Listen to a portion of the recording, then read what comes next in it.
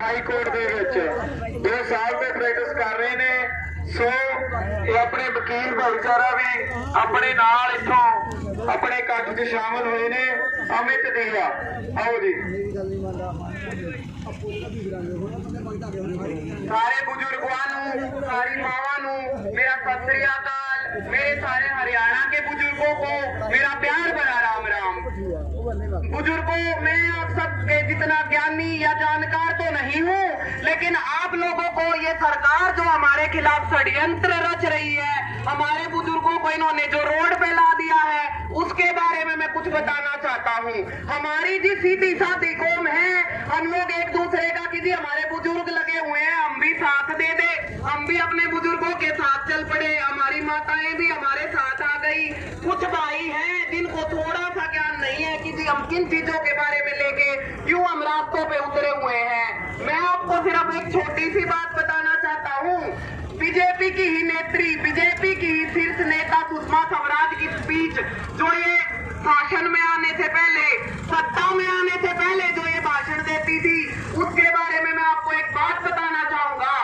सालों पहले हमारे पंजाब में पेप्सी की फैक्ट्री लगी थी, तो उन्होंने पंजाबियों ने विरोध किया, तो उन्होंने कहा जी हमें जमीन दे दो, हम पंजाब का आलू खरीदेंगे, हम पंजाब का टमाटर खरीदेंगे, हम आलू के चिप्स बनाएंगे, हम टमाटो की सॉस बनाएंगे। जी हमारे भोले भाले बुजुर्गों ने जमीन दे दी। फिर जी हम अपना आलू बेचने गए, तो उन्होंने कह दिया जी आपका आलू तो ज्यादा मीठा है, ये हमारे किसी काम का नहीं।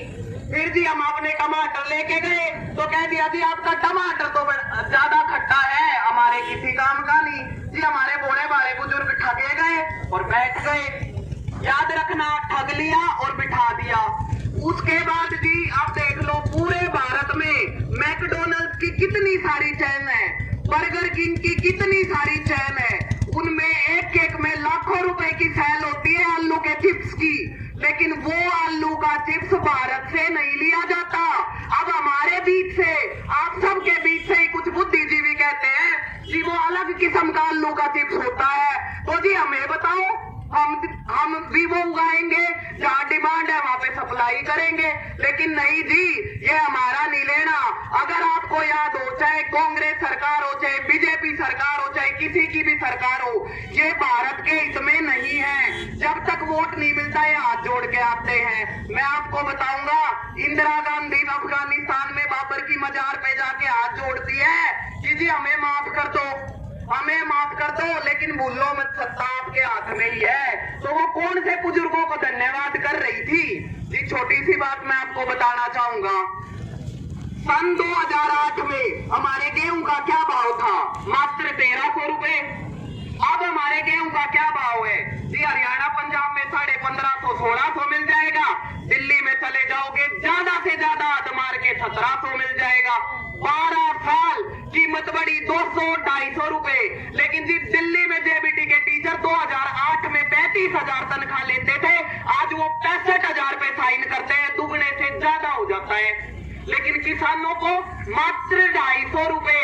हाँ जी, हमारी फसलों का तो ये बेड़ा गर्क कर दिया, हमारी फसलों का तो कोई काम है नहीं, लेकिन जो कंपोस्ट खाद यूरिया वगैरह जो था, जो 350 में मिल जाता था, आज वो 1550 में, 2250 में, सारी कीटनाशक दवाइयों का तो जी प्राइस इन्होंने बढ़ा दिया। तो जी मैं आपको बस एक बात बताना चाहता हूँ कि पैसे तो नहीं बढ़ाए, लेकिन अब वही खेती जो 2008 में करने की जो कीमत थी, उससे दुगनी चुगानी पड़ती है। जी हम कमेरी कौम है, हमारे खेतों में जी काम पड़ा है, यहाँ पे आके बैठने का किसी को शौक नहीं है, अपने खेत छोड़ के आए हैं। हम लोग प्रदर्शन करने वालों में से, धरना करने वालों में से नहीं है। हमारे सिख भाई, हमारे हरियाणा के, हमारे यूपी के, हमारी जाट कौम, हमारी जमींदार कौम ये पूरे देश को खिलाती है। तो मैं आपको इतना ही बताना चाहूंगा कि जी बिल्कुल भी इस चीज से पीछे नहीं हटना,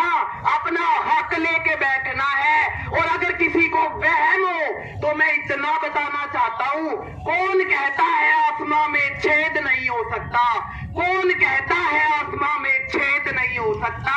एक पत्थर तो तबीयत से उछालो यारो, एक पत्थर तो तबीयत से उछालो यारो। मैं आपको एक सिंपल सी साधारण सी बात बता देता हूँ जी, कानून के बारे में मैं बात बता देता हूँ। और मेरी बात मानो, जब मैं कानून के बारे में बात बता रहा हूँ, मैंने 7 साल कानून की पढ़ाई करी है, तो वो बात भी सोचने लायक होगी। मैं आपको बता देता हूँ, सरकार जी सबको वर्गला रही है ये कहकर कि नहीं हमने तो जी बिचौलिए हटा दिए, किसानों का तो भला हुआ है। तो पहले इस बिचौलिए की बात को ही पकड़ लेते हैं।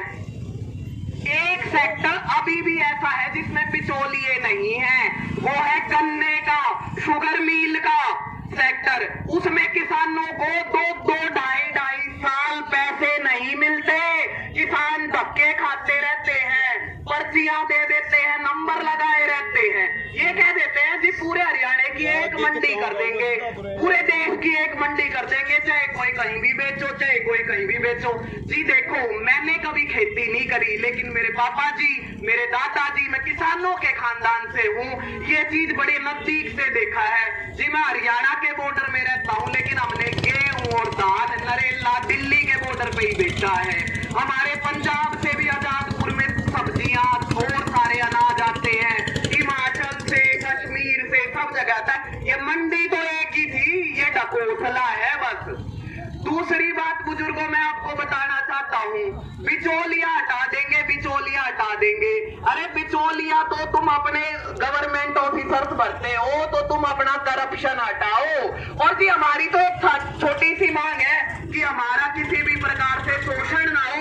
आप एक लाइन लिखनी है, मिनिमम सेल प्राइस डिक्लेयर कर दो जी, हम भी शांति से जाए अपने घरों में, अपने खेत खलिहान संभालें।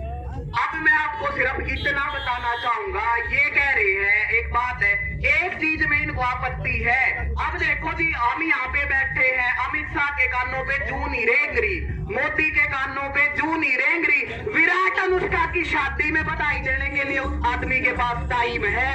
मेरे बुजुर्गों के लिए, पूरे पंजाब, पूरे हरियाणा, पूरे भारत राष्ट्र के लिए उसके पास समय नहीं है।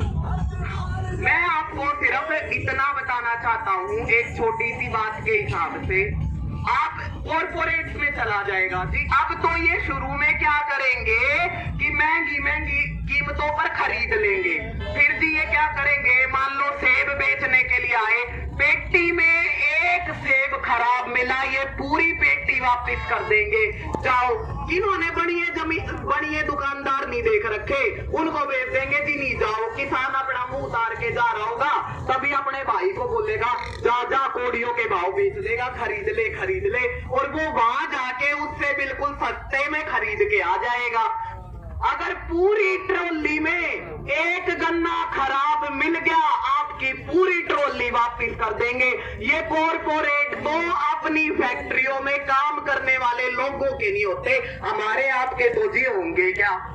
दूसरी बात, ये गन्ना मिलों में 2-2 2.5 साल इनको पैसे नहीं मिलते जी। अगर ये अंबानी अडानी हमारी सारी फसलें लेके बैठ के जहाज में गया, तो जी जपते रहो राम का नाम, एक ही सीजन की फसल में माला माल हो जाएंगे।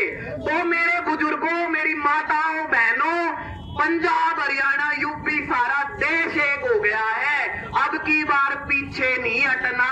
और हम गुरु गोविंद सिंह के बंदे, बड़े बड़े संत महात्माओं के राह पर चलने वाले हैं जी। हम तो दूसरों को देने वालों में से हैं, लेकिन अपना हक भी नहीं छोड़ेंगे। साडा हक ऐसे रख, बोलो जो बोले सो निहाल। सत श्री अकाल।